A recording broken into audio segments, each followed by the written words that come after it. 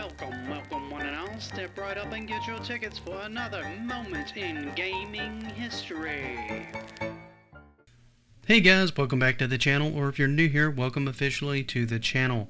This is a series where I go into various different moments in video game history, and today I want to talk about the history of RPGs, which have had a big impact on the gaming scene, in particular the PC industry.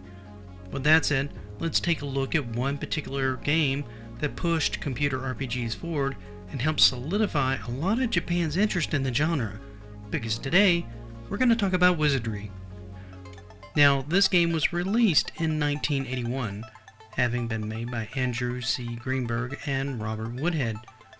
They made it while they were in classes at Cornell University. You see, they were inspired to make a dungeon crawler game by an earlier game called Oubliette, and yes, I'm aware I likely butchered that name. Now, this was a text-based dungeon crawler game and one of the earliest party-based role-playing games. It came out in 1977. You could use between 1 to 6 members, chosen from 3 classes: fighter, priest, and thief.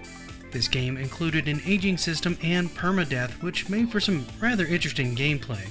The two wanted to build on this kind of concept with their own game, so it was they set out to make their own dungeon crawler, while adding more of a graphical interface in the process to make it more graphically appealing, obviously.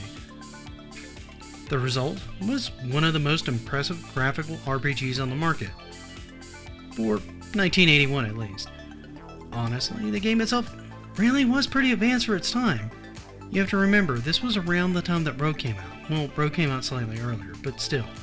This actually moved the bar from like a single class to 4 classes: fighter, priest, mage, and thief. Along with this, you had 5 possible races: human, dwarves, gnomes, and hobbits, and I'm pretty sure I missed one, I think elves.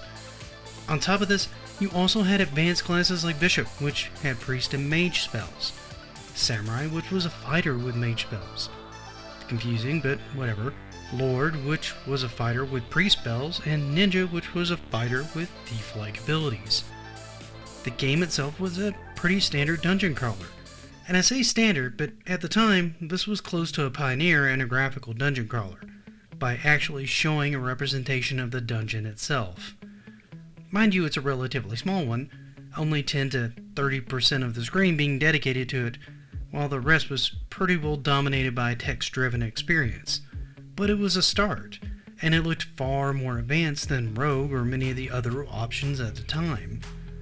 And this, by all reports, was a very brutal game, with no mapping feature inside the game, dark spots that would force the player to move blindly, and teleporters that would put the player into a random location in the dungeon. You could also not save at all inside the dungeon, and you would have to find your way out in order to even save. Regardless, this game was very popular, spawning an entire line of games, 8 in total.